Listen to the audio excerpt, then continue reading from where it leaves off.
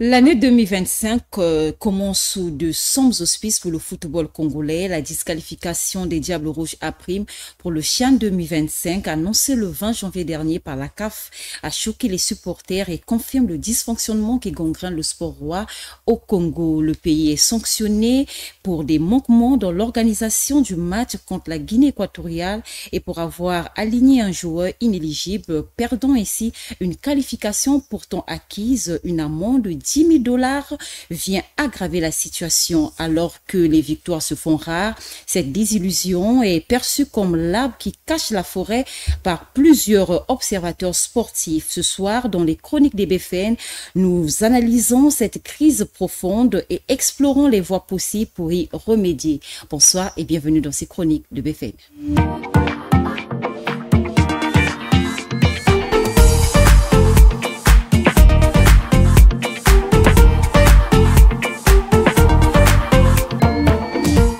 Golali, bonsoir. Bonsoir. Comment expliquer qu'une si bonne nouvelle, la qualification du Congo pour le CHAN, ait pu se transformer au cauchemar? Oui, vous l'avez bien dit, Gabriel, dans votre introduction. Il faut savoir que le football congolais, au-delà du fait qu'il soit malade depuis plusieurs années, il traverse une crise aujourd'hui, nous le savons tous, et n'est plus à cacher, qui oppose le ministère à la fédération, donc la FECOFOOT, donc on va dire la présidence de la FECOFOOT et le ministère. Finalement, on peut comprendre par rapport aux éléments que vous avez donnés, les éléments que nous avons, que ce résultat de la disqualification de la Diable Rouge à prime est simplement la conséquence de cette guerre qui aujourd'hui oppose le ministère donc des Sports et la tête de la fédération. Mais outre ce que tu viens de dire, que peuvent être les principales causes de l'exclusion du groupe Diable Rouge à prime? Il faut savoir qu'il y a un comité ad hoc qui a été, une commission ad hoc qui a été mise en place dans le but de vouloir mettre de côté donc la présidence de la fédération et gérer le football pendant un moment donné. Mais on se rend compte finalement que depuis que cette commission a été mise en place, elle n'a pas réellement la mainmise sur le plan administratif. C'est vrai qu'elle occupe aujourd'hui le bureau de la fédération, mais cette commission, notre comité ad hoc, n'a pas réussi jusqu'ici à gérer l'administration ou à avoir la main sur l'administration. Et c'est pour cette raison, quand la CAF constate ces manquements au niveau de ce joueur, parce que selon la CAF, ce joueur aurait joué à l'extérieur, mais la fédération, la commission qui devrait en réalité apporter des preuves, n'a pas réussi à convaincre la CAF. Et non seulement qu'elle n'a pas réussi à convaincre la CAF, il faut savoir que la CAF ne reconnaît pas jusqu'ici cette commission ad hoc. Donc, les causes, c'est ce que reproche la CAF à ce joueur-là, donc au Congo. Il fallait que soit la fédération apporte les preuves tangibles pour signifier que finalement ce joueur n'a jamais joué à l'extérieur, il est local, il a toujours joué au niveau local, mais c'est plutôt la commission ad hoc qui l'a fait. Mais comme la commission n'a pas la main sur l'administration, comme la commission n'est pas reconnue par la CAF, puisque la CAF jusqu'à aujourd'hui ne reconnaît pas cette fameuse commission ad hoc, et finalement tous les arguments que la commission a déposés sur la CAF, sur la table de la CAF, ont été rejetés. Bruni, pourquoi la commission ad hoc mise en place pour résoudre cette crise semble-t-elle aujourd'hui inefficace? Il faut savoir, il faut partir peut-être d'une petite genèse. Il faut savoir que tout au départ est parti, on va dire, d'une crise, on va dire, des clubs et donc du comité exécutif. Donc il y a eu d'abord ça au départ, puisque les clubs réclamaient une sorte de transparence, réclamaient en réalité la mise, on va dire, sur route, la remise sur route du football congolais, puisqu'il y avait quand même de dysfonctionnements. Il y a eu quand même, vous avez suivi l'actualité où les présidents des clubs ont reproché quand même le dysfonctionnement au niveau donc du comité exécutif. Donc au départ, il y a eu donc ces réclamations par les clubs. Et finalement, il faut rappeler aussi que ces clubs ont été encouragés, entre guillemets, dans leur rébellion, entre guillemets, sinon dans leur revendication par le ministère, qui, à ce moment-là, tirait les ficelles dans le noir et voulait à tout prix déguerpir le président de la FECOFOOT. Et la situation donc évolue dans les discussions internes, dans les coulisses, et finalement les clubs et les présidents de ces clubs qui donc étaient signataires de la fameuse commission ad hoc qui a été mise en place ont finalement pensé à une solution consensuelle. Ça veut dire que on est dans un seul État, c'est notre pays, c'est notre football qu'il faut sauver. Ça ne sert à rien qu'on ait des divergences qui ne vont pas aboutir à une solution. C'est mieux de réfléchir sur une solution consensuelle, regarder ce qui marche de l'autre côté de la FECOFOOT, regarder les propositions qui sont les nôtres, donc des clubs, pour essayer de tout mettre dans un seul compromis afin de relancer la machine de football. Malheureusement, ceux qui sont donc du côté du ministère, et voilà, ce clan-là n'a pas réellement voulu d'une solution consensuelle, n'a pas voulu d'une démarche, on va dire, constructive ensemble avec la FECOFOOT. On se souvient qu'il y a eu même des missions de la CAF au Congo, de la FIFA au Congo. Finalement, on se rend compte du côté du ministère, les gens sont restés catégoriques qu'on ne voulait pas, qu'on ne veut plus voir Mayola sous ce comité exécutif géré par ces gens. Donc, tout ce qu'on veut, c'est leur départ. Vous savez, quand c'est comme ça, et là, tout est clair qu'il s'agit d'une ingérence. Et la situation se complique parce que la FIFA ou la CAF n'acceptera jamais qu'il y ait ingérence de l'État dans les affaires de football. Et c'est pour cela que jusqu'à aujourd'hui, vous allez constater que la situation est bloquée simplement parce que du côté du ministère, l'on n'a pas besoin d'une on va dire, solution consensuelle, voilà, d'une entente avec la FECOFOOT, parce qu'il reste catégorique, il faut que les gens la partent, il faut une nouvelle fédération, une nouvelle direction à la tête de la fédération, mais la FIFA et la CAF qui tiennent donc compte des principes, des règlements, des règles qui régissent le football, mais savent que finalement, qu'il ne peut pas avoir ingérence. Ils l'ont constaté qu'au Congo, il y a véritablement un problème d'ingérence, comme nous l'avons par exemple constaté au Cameroun. Mais heureusement qu'au Cameroun, le gouvernement l'avait compris et finalement, ils ont laissé donc les égos des uns des autres, hein, parce que les égos des uns des autres ne peuvent pas, on va dire, supplanter ou encore être au-dessus de la nation. Et le Cameroun l'avait compris, mais malheureusement au Congo, jusqu'aujourd'hui, les problèmes, on va dire que la machine footballistique est bloquée à cause aujourd'hui d'une guerre qui devient finalement une guerre des égos. Est-ce que cette opposition entre les deux camps n'est-elle pas en train de sacrifier l'intérêt général du football congolais au profit des querelles personnelles ou politiques?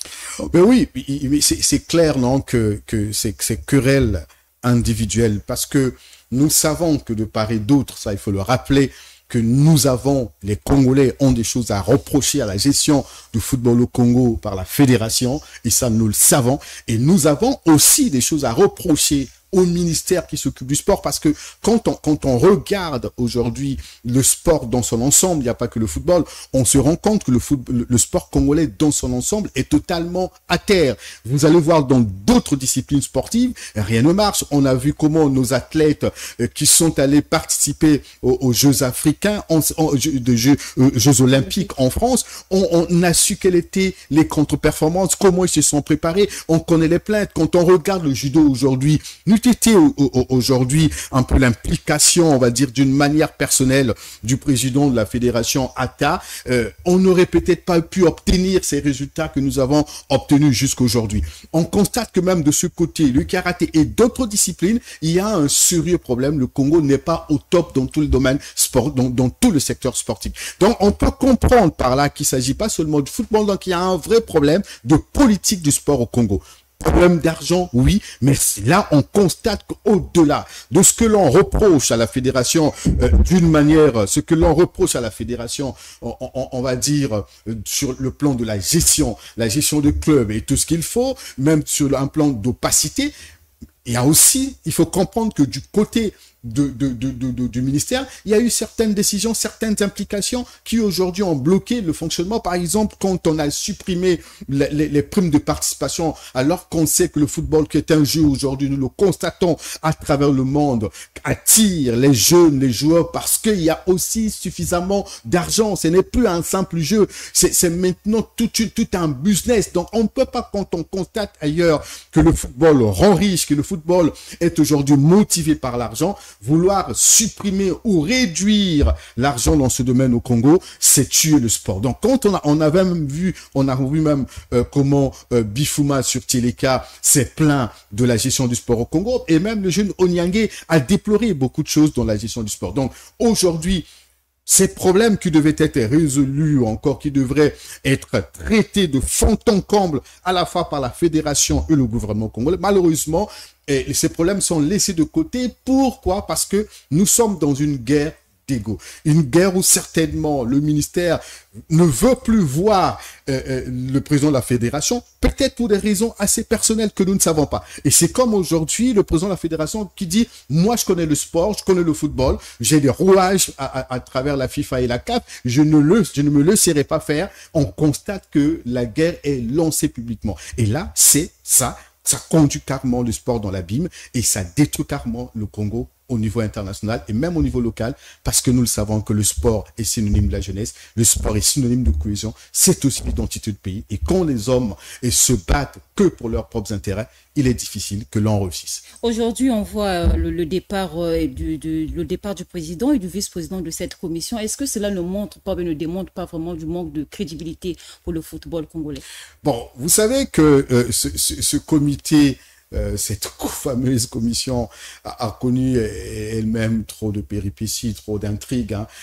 Au départ, on a vu William Bouaka, si je ne me trompe pas, qui est à la tête, secondé par Franck Ulemba, et qui, eux, portent un combat, on va dire, de renouveler, on va dire, à la fois la fédération, aussi revoir tous les problèmes techniques et même administratifs qui bloquaient le fonctionnement, mais finalement, pour que les problèmes soient traités, qu'on relance le football au Congo, je vous disais tout à l'heure, c'était des réclamations des clubs. Et finalement, on se rend compte que les deux, selon nos informations, avaient opté pour une solution consensuelle. Ça veut dire que on se met sur une même table, à la fois avec le comité exécutif, c'est-à-dire que le président Guimayola et d'autres encore, pour voir quelle est donc l'issue de cette guerre qui les oppose. Mais finalement, je pense qu'ils n'ont pas peut-être été compris, puisque on a constaté finalement que William Bouaka a été éjecté, on l'a traité de traître, de collabo, il y a eu beaucoup de choses, et Franck Ulemba, à un moment donné, qui lui aussi n'a pas corroboré la démarche enclenchée pour l'éviction de William Bouaka, s'est rétracté à un moment donné, parce que il lui aussi l'a opté à un moment donné pour une solution consensuelle. Mais ce n'était pas de la lecture, ce n'était pas de la vision même de ceux qui sont de ce côté épaulés par le ministère et qui veulent à tout prix déguerpir, on va dire, le président de la fédération. Donc, et c'est pour cette raison qu'aujourd'hui, cette fédération, cette fameuse commission, on a envie de dire qu'elle est venue empirer les choses au lieu de les résoudre, puisque c'est vrai qu'elle occupe les bureaux, on sait comment tout cela s'est passé, Manu Militari, ils ont déguerpi ceux qui étaient là pour prendre la place, mais jusqu'ici, cette commission n'a pas apporté aucune solution. Ça n'a apporté aucune solution. Avec l'exclusion du Congo du Sian, cela vient encore empirer la situation. Donc, ça veut dire que on a l'impression d'avoir vécu à l'existence d'une commission qui est née et existait que pendant le temps de sa création. Aujourd'hui, il y a Alain Monka qui est à la tête de cette fameuse commission, mais on constate que tout est timide, on constate que finalement les choses n'évoluent pas parce que tout est bloqué et surtout qu'elle n'a pas réussi à convaincre la CAF sur le joueur, sur la disqualification du Congo, et surtout qu'elle n'est pas reconnue par la CAF et qu'elle n'a pas la même mise sur l'administration finalement, il serait compliqué pour cette commission de réussir sa mission jusqu'aujourd'hui. Est-ce que le moment était propice de mettre en place cette commission ou bien nous faisons que tourner en rond? Oui, le moment est propice. Pourquoi? Il était propice pourquoi? Parce que nous savons que le Congo traverse une période difficile de son football. On est allé en échec en échec. On a constaté les contre-performances des Diables Rouges. Vous vous souvenez de ces résultats face au Maroc? 6, on est allé 6 à 1 ou 6 à 2, sinon 6 à 0. Je n'ai plus le chiffre en tête, mais c'était de la débandade. Le sport, le football congolais est totalement malade. Il faut donc une sorte d'état généraux du football congolais pour voir de fond en comble qu'est-ce qu'il faut faire exactement. On a même connu des entraîneurs qui ont fait la fierté ailleurs, comme en RDC avec Claude Leroy, et on a même vu des entraîneurs qui ont réussi à faire qualifier d'autres équipes. Mais quand ils arrivent au Congo, on constate qu'ils ont été quand même butés à plusieurs difficultés. Mais qu'est-ce qui explique cela, Brony? Mais le football est malade. Le football est malade. Le ministre des Sports l'a reconnu devant les parlementaires.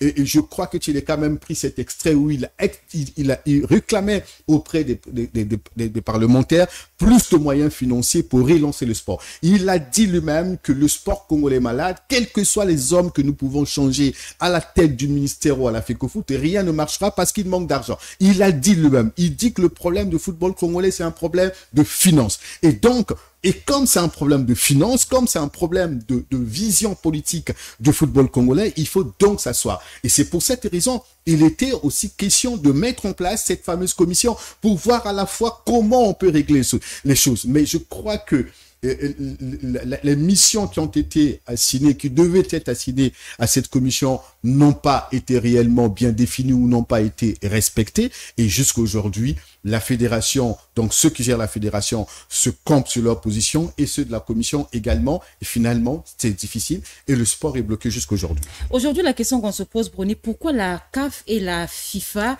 sont-elles catégoriques quant à la réhabilitation du bureau actuel de la FECOFOOT? Mais la FIFA et la CAF ne vont pas changer les règles du jeu parce qu'il s'agit du Congo. Il faut le savoir que dans tous les pays du monde, il y a souvent des ingérences. Hein. Je vous parlais tout à l'heure du Cameroun. On a vécu même à un moment donné en RDC où le gouvernement, puisque le gouvernement pilote la politique du sport, c'est notre football. Et donc à un moment donné, le gouvernement a besoin d'avoir un regard voilà, sur la gestion du sport, sur le fonctionnement du football. Et donc parfois, ça peut même aller au-delà des règles parce que, comme dans le cas du Congo, le ministère pense finalement que la présidence actuelle de la FECOFOOT ne tient pas le coup, il faut donc la déguerpir pour des nouvelles élections. Et donc finalement, ça peut déraper, ça peut aller au-delà des simples observations au-delà de ces observations et devenir des ingérences simplement. Et donc la FIFA ne peut pas faire cadeau au Congo pour dire finalement c'est un cas à part entière, on laisse le gouvernement s'ingérer dans les affaires du football, on le laisse faire, on accepte que cette commission en réalité gère le sport. Non, c'est catégorique. Pourquoi? Parce que les règles disent que quand il y a ingérence, le Congo, donc le pays qui traverse cette crise, est exclu, est sanctionné de toutes les compétitions. Et vous connaissez les conséquences. Les conséquences, on en parlera probablement, mais on exclut carrément le pays. Donc, dans le cas du Congo, la FIFA et la CAF tranchent ou certifient qu'il s'agit d'ingérence. Et les conséquences, c'est que la finalité, le Congo, comme on a commencé avec le Chan, peut être totalement exclu à la fois de la FIFA et de la CAF. Évoluer avec ces conséquences, vous l'avez évoqué tout à l'heure, on peut être disqualifié, comme nous sommes déjà disqualifiés. Outre la disqualification de l'équipe Diable Rouge A', qu'est-ce que le Congo peut encore subir? Le Congo va subir l'exclusion totale. C'est-à-dire qu'on va suspendre le Congo, on va dire, de la FIFA et de la CAF. Donc nous, le Congo ne participera plus, si cela arrive, à tout ce qu'il faut, donc toutes les compétitions internationales au niveau de la FIFA, au niveau de la CAF. Et il n'y a pas que les compétitions, il y a aussi, nous avons dans une équipe ou dans un État, en ce qui concerne la CAF et la FIFA, le personnel, vous avez des médecins, vous avez les arbitres, vous avez des gens qui bénéficient, on va dire, des formations de la FIFA, qui bénéficient des bourses, voilà, de la FIFA, de la CAF. Et finalement, quand le pays est suspendu de ces institutions, ça veut dire que finalement, le Congo perd tout. Mais après, vous avez aussi des amendes qu'il faut payer. On a constaté 10 000 $. 10 000 $, par exemple, pour ce qui concerne l'exclusion du CHAN. Donc, voilà. C'est ce qui peut arriver, puisque ce que réclament aujourd'hui et demande la FIFA et la CAF, c'est qu'on réhabilite le bureau de la fédération, donc réhabiliter Guy Mayolas, et donc il doit reprendre le travail comme il faut, il doit reprendre ses bureaux, et si le Congo ne le fait pas, il faut s'attendre à ce que le Congo soit totalement éjecté, sinon suspendu de ses institutions. Mais cette crise a-t-elle des conséquences sur les joueurs locaux? Mais absolument, il n'y a pas que les conséquences sur les joueurs locaux, mais déjà, vous imaginez dans quel état trouble se trouvent, on va dire, ces joueurs qui devaient participer au CHAN.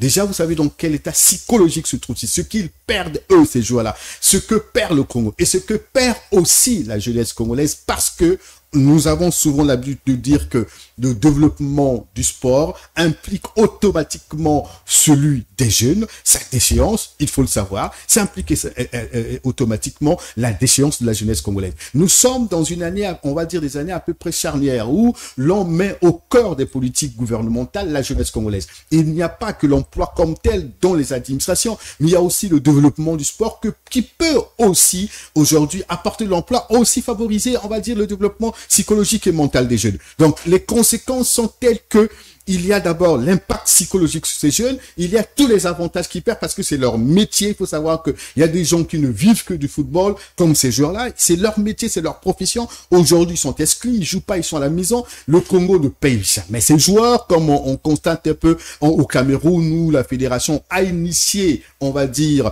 des émoluments, des primes pour des joueurs à différents niveaux. Donc, ils pourront plus avoir des primes de participation, des primes, c'est pas de but ou d'autres primes, et tout cela totalement, c'est supprimé simplement parce que le Congo est dans cette crise-là. Donc les conséquences sont telles qu'aujourd'hui, avec cette année qui nous amène vers l'élection présidentielle, se retrouver dans une situation où la jeunesse n'a même plus un cadre en dehors des questions politiques, des propagandes politiques, des meetings politiques, des retrouvailles politiques. Les jeunes n'ont plus un endroit, un lieu, un élément qui les regroupe, qui les rassemble. Et je vous disais tout à l'heure que le football est un élément de cohésion. Et quand il ne fonctionne pas dans un état, il est très difficile que les gens vivent en harmonie, puisque vous constatez, quand il y a des matchs du Congo au stade ou à l'extérieur du Congo, la population congolaise dans son ensemble se mobilise. Et au stade, vous ne verrez pas que ceux-là sont de la gauche ou de la droite. Et on constate qu'il y a des patriotes qui portent le pays malgré les difficultés que nous rencontrons, les difficultés sociales que nous rencontrons. Et donc, le sport fédère. Et quand elle n'existe plus, il est très difficile que finalement, cette jeunesse-là, réellement, trouve son compte. Et quels seraient les éléments clés pour construire une politique sportive durable et efficace au Congo?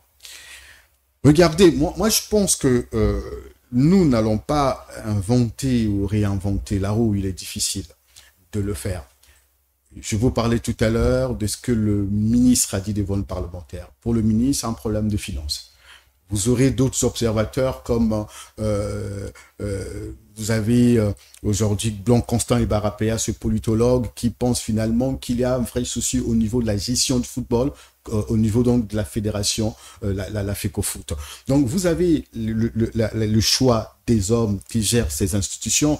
Vous avez aussi la politique qui n'est pas totalement bien définie et qui est influencée par aussi les égos, on en parlait tout à l'heure. Il faut juste que l'on applique ce que les autres appliquent ailleurs pour que le football fonctionne. Il faut que le choix des entraîneurs se fasse sur les bases objectives, que l'on arrête finalement de s'impliquer et d'influencer ces décisions, parce que souvent c'est ce qui se fait quand vous demandez à la fédération mais qui a recruté tel entraîneur, la fédération vous envoie vers le ministère, mais le ministère, quand vous demandez mais qui a recruté, il vous renvoie vers la fédération. Donc finalement, on ne laisse pas le football, sinon les règles de football, se pratiquer comme il fallait. Il faut juste que l'on accepte de laisser les égos de côté. Il faut que l'on privilégie le sport, privilégie les règles, le respect des règles de sport, et nous constaterons que les choses marcheront. Mais d'aucuns disent, Brony, que c'est un problème d'équipement, un problème d'infrastructure sportive qui serait à l'origine du manquement, du bon rendement.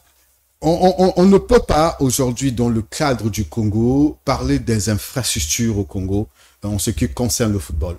Parce que même si ces différents stades à travers les 12 départements du Congo, les 12 départements ne sont pas homologués, on va dire, mais le Congo essaie quand même doter des instruments comme le stade de Kintele pour le développement de son sport. Ça veut dire qu'à petite échelle, dans ces départements, l'on pouvait mettre en place une véritable politique d'exploitation de ces stades. Comme le stade de Kintele qui aujourd'hui est totalement, on va dire, hors jeu, totalement hors usage, parce que l'on n'a pas su pendant longtemps mettre en place une politique d'exploitation. Qui devrait mettre cette politique? Mais c'est le gouvernement qui pilote la politique de sport au Congo. C'est le gouvernement qui a la vision sportive du Congo. Et on n'a pas pu exploiter ce sport. Aujourd'hui, il est hors d'usage. Donc, on ne peut pas à ce niveau reprocher au Congo de ne pas vraiment avoir on va dire, les instruments qu'il faut pour développer son sport. Vous parlez des équipements. Oui, là encore, on parle des problèmes de financement.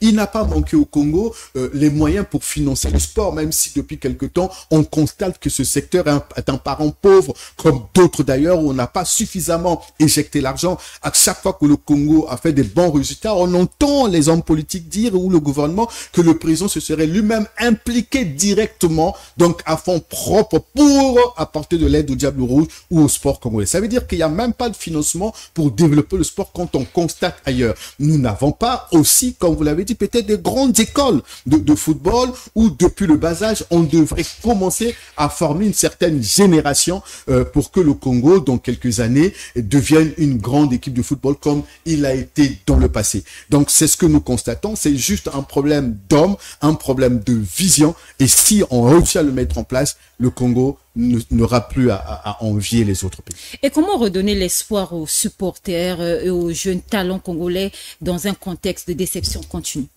Mais il est très difficile aujourd'hui de susciter de l'espoir, c'est relancer le football, c'est mettre de l'eau ça veut dire que la fédération doit mettre de l'eau dans son verre, et comme au niveau du ministère, et pour que l'on privilégie le consensuel, pour que l'on privilégie l'intérêt national, on ne peut pas bloquer le football pour des intérêts personnels, parce que je n'ai pas envie d'entendre tel ministre, la voix de tel ministre, je ne veux pas le voir parce que je n'ai pas envie de voir tel ou tel monsieur à la tête de la fédération. Ce ne sont pas les problèmes des individus, c'est le problème national, ça concerne tous les Congolais. Et donc, les individus ne peuvent pas prendre tout un département en otage parce que il y a des conflits, parce qu'il y a des problèmes d'humeur. Ça ne marchera pas. Et donc, pour redonner l'espoir aux jeunes, pour redonner l'espoir aux Congolais qui attendent beaucoup de sport dans un pays où vous avez encore de véritables problèmes d'eau, d'électricité, ce qui peut peut-être à un moment donné soulager ou apaiser les citoyens, ce serait donc le sport, sinon le football, comme on le constate que pendant les championnats internationaux, les Congolais sont devant leurs petits écrans, ils sont heureux, ils sont contents de participer parfois, on va dire, au pari et tout ce qu'il faut. Donc, il faut simplement laisser le sport vivre et confier le sport aux experts, confier au sport aux gens qui savent ce que c'est que le sport. En ce moment donné, nous constaterons que les choses évolueront. C'est ça ce qu'il faut faire. Brony, doit-on dissocier la politique avec les techniciens quand on parle du sport? La politique politicienne, nous l'avons constaté, tue tout en réalité. Tue tout en réalité. On ne peut pas mélanger un domaine aussi technique, on ne peut pas confondre un domaine aussi technique avec la politique. Ça ne pourra jamais marcher parce que le sport est un jeu, est un domaine purement technique. Et c'est pour cela que vous allez constater que la FIFA ne permet pas qu'il y ait ingérence. Parce que dès lors qu'il y a ingérence politique dans la gestion d'un domaine aussi technique dans un jeu comme le football, et toutes les règles de sport ou du football sont totalement bafouées.